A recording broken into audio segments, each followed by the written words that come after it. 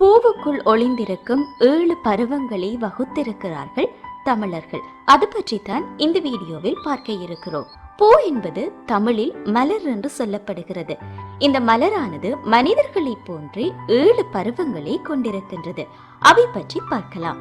ஒரு செடியில் மொட்டு வருவது தொடக்கம் பூ விரிவது வரை, அந்த பூ வாடி போவது வரை, இப்படி எத்தனையோ பருவங்களை நாங்கள் பார்த்திருக்கிறோம்.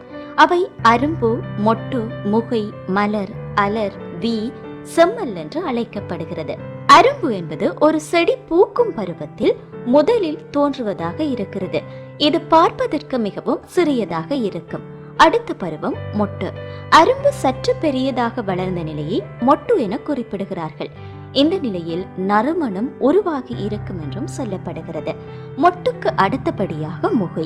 மொட்டு சிறிது சிறிதாக விரியும் நிலையில் இருக்கும் நிலையை தான் முகை என்று சொல்வார்கள். அதாவது முகுழ்க்கும் நிலையில் உள்ளதால் முகை என்று சொல்லப்படுகிறது. முகைக்கு அடுத்த பருவமாக மலர் வருகிறது. மொட்டுக்கள் முழுமையாக விரியும் நிலையை மலர் என கூறுகிறோம். பேச்சு வழக்கில் தான் பூ என்று சொல்கிறோம். அடுத்து அலர். இதழ்கள் நன்றாக விரிந்த நிலை அலர் எனப்படுகிறது. இந்த நிலையில் தான் பூவில் இருந்து மகரந்தம் பரவுகிறதாம். பேச்சு வழக்கில் பூ நன்றாக விரிந்திருக்கிறது என்று சொல்லுவோம். அடுத்த பருவம் வி.